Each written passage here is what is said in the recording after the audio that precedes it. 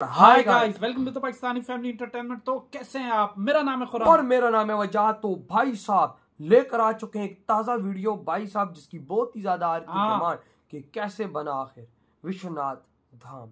तो भाई साहब ये कैसे बना था? अब ये तो मुझे भी नहीं पता कि ये कैसे बना था, लेकिन अब ये तो वॉच करेंगे तभी पता लगेगा। हिंदुइज्म के बारे में काफी कुछ जानने को मिल रहा है हमें, बहुत कुछ। और भाई साहब हम बहुत ज्यादा एक्साइटेड हैं और कुछ जानने के लिए, क्योंकि सनातन धर्म ही सत्य है और भाई साहब वो हमेशा सत्य सच सिखाता है। और भाई साहब ये तो है चीजें भाई साहब मेरे उसके बारे में ये तो है जानना जरूरी है। तो वॉच करते कौन करते स्टार्ट। आज हम जानते हैं कि कैसे बना बैजनाथ धाम। सही का लंकापति रावण एक दिन महादेव के दर्शन करने कैलाश आते हैं। सही बात। प्रभु, आप तो जानते हैं कि मैं आपका सबसे महान भक्त हूँ। शिव जी थोड़ा मुस्कुराते हैं। हाँ, लेकिन तुम मुझे ये क्यों बता रहे हो? हे प्रभु, आपसे मैं कुछ मांगना चाहता हूँ। वचन दीजिए कि आप मना नहीं करेंगे। उचित है। अच्छा महादेव, आपको मेरे साथ लंका चलना होगा। शिव जी अपना हाथ हवा में रखते हैं और उनके हाथों में शिवलिंग प्रकट होता है। ये लो रावण, इसे अपने साथ ले जाओ। अच्छा। ये मेरा ही एक अंश है। नहीं प्रभु, आप मेरे साथ सदेह चलिए। शिव जी हंसते हैं। चलो, ये भी ठीक है। मैं इस शिवलिंग में समा जाता हूँ। अच्छा, तुम इसे उठाकर लंका ले जाओ। अच्छा। किंतु याद रहे, इसे भूमि पर रखने की भूल मत करना। अच्छा। वरना ये वही स्थापित हो जाएगा। इसके बाद महादेव उस शिवलिंग में समा गए। ये देख रहा है? रावण शिवलिंग को लेकर लंका की ओर निकल पड़ा। अच्छा। पार्वती पुत्र गणेश को जब ये पता चला तो वो बड़े चिंतित हो गए और मन ही मन बोले, ऐसे कैसे रावण पिताजी को लंका लेके जा सकता है? मुझे कुछ तो सोचना पड़ेगा। गणेश जी ने रावण को रोकने के लिए बहुत सारी तरकीबें सोची, जैसे कि उसके रास्ते पे अपनी माया से कांटे बिछा दिए, जंगल में आग लगा दी और ना जाने कितना कुछ किया, पर रावण ने शिवलिंग को जमीन पर नहीं रखा। गणेश बहुत मायूस हो गए। तभी वहाँ विष्णु जी प्रकट होते हैं। गणेश पुत्र, जहाँ पे बुद्धि के प्रयोग से काम बन जाता है, मतलब वहाँ अपने बल का व्यर्थ प्रयोग कर रहे हो। तुम कोई तरकीब सोचो। हे नारायण, मैं आपकी बात समझ गया। देखिए आगे आगे क्या होता है। विष्णु जी गणेश जी की बात सुनकर मुस्कुराते हैं और फिर वहाँ से ओझल हो जाते हैं। गणेश जी ग्वाले का रूप लेकर रावण के पास जाते हैं और हल्का सा हिंट देते हैं। आप कौन हो और पत्थर लेकर कहाँ जा रहे हो? मूर्ख बालक, कौन हो तुम जो लंकापति रावण को नहीं जानते? और दूसरी बात, ये कोई पत्थर नहीं है, ये शिवलिंग है। इसमें मेरे भगवान हैं। मेरा नाम बैजू है। लेकिन आप ये बताइए कि आपके ऐसे कैसे भगवान हैं जो पत्थर में बसते हैं? रावण को ये बात सुन के गुस्सा आता है। मूर्ख, देखा, तुझसे बात करना ही मूर्खता है। भगवान गणेश जी कैसे बात करें? वो कौन से हैं जो पत्थरों में बसते हैं? ठीक है, बड़े लोग की बड़ी बात। मुझे तो बहुत प्यास लगी है। आप पियोगे पानी? गणेश एक मटके में से पानी पीने लगते हैं। रावण को भी प्यास लगती है। रावण पीछे मुड़ता है। थोड़ा पानी मिलेगा क्या? अरे, पानी तो मैं सारा पी गया। रुकिए, मैं आपके लिए पानी लेकर आता हूँ। गणेश पानी लेने के लिए जलाशय के पास जाते हैं और हाथ जोड़कर और आंखें मूंद कर खड़े हो जाते हैं। हे वरुण देव, प्रकट हो। इसके बाद वरुण देव प्रकट होते हैं।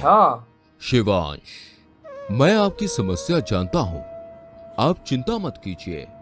मैं अपनी माया से ये जलाशय का सारा पानी इस मटके में भर देता हूँ। आप ये रावण को दे देना। ये पानी रावण के पेट में जाकर जलाशय का रूप ले लेगा।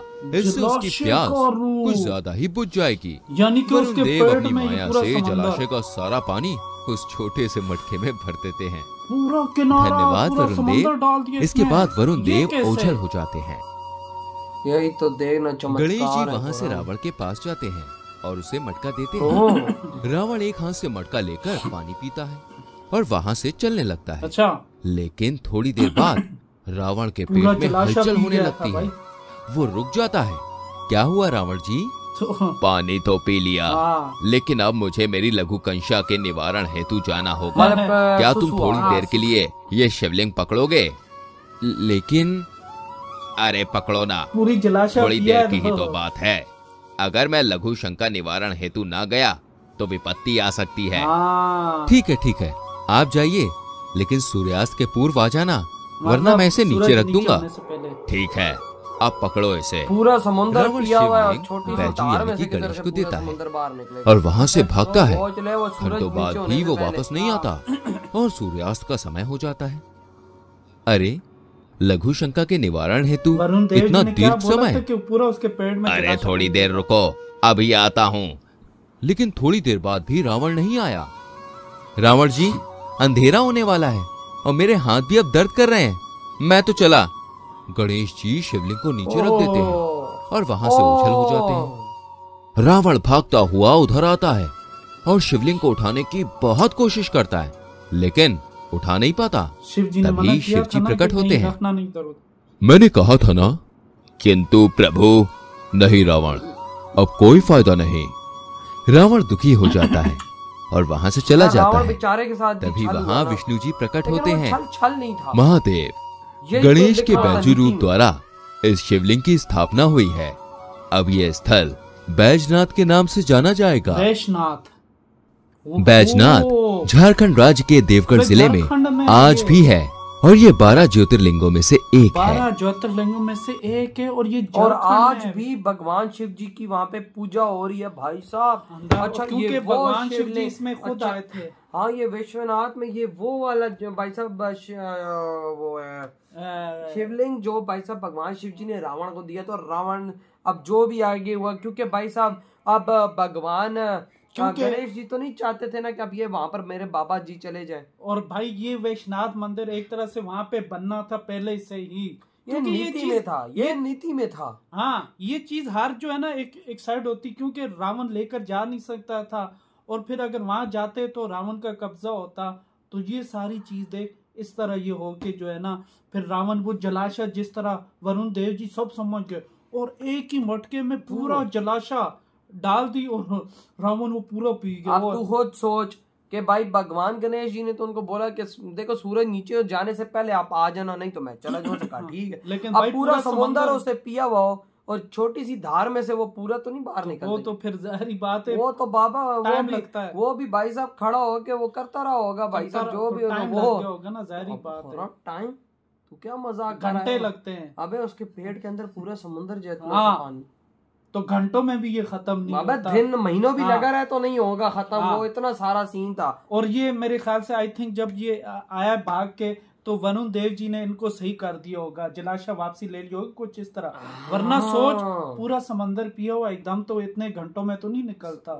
तो ये है तो ये है सारी लीला। और ये वैश्वनाथ जो मंदिर है ये झारखंड में, और कितना खूबसूरत है, कितना खूबसूरत झारखंड में भाई। और ये भाई ज्योतिर्लिंगों में से एक, 12 ज्योतिर्लिंगों में से एक है, देख ले। और ये कितना खूबसूरत है। और यहाँ सोच कितनी रश होती होगी, कितने लोग आते होंगे। तो ये जो हिस्सा हुआ था कि भगवान शिव जी इस शिवलिंग में खुद हैं। यार तू देख ना, यही तो सनातन धर्म की सच्चाइयां हैं जो आज हमें देखने को मिल रही हैं। नहीं तो हमारे यहाँ का लोग तो हमें इनसे दूर खींचता है। वाकई साहब कहता है कि भाई हिंदू धर्म को न जानो, लेकिन हिंदू धर्म ही तो सत्य है। वाकई हमारे पूर्वज खुद हिंदू थे। हाँ, और हमसे ये चीजें छुपाई जाती हैं। हमारे पूर्वज भी तो पूजा करते थे। वाकई जाहिर बात है। चलो आने वाली 2, 3, 4 है, उससे बहुत पहले तो हो गई ना। क्यों? सही हो। और सबसे बड़ी बात, एक बात बता, चाहे हम इसको धुतकारें या नहीं, हम पहले हिंदू थे। हमारे खूनों में हिंदुओं का ही खून चल रहा है। और वजात एक बात बताऊं तुझे, सबसे इम्पोर्टेंट,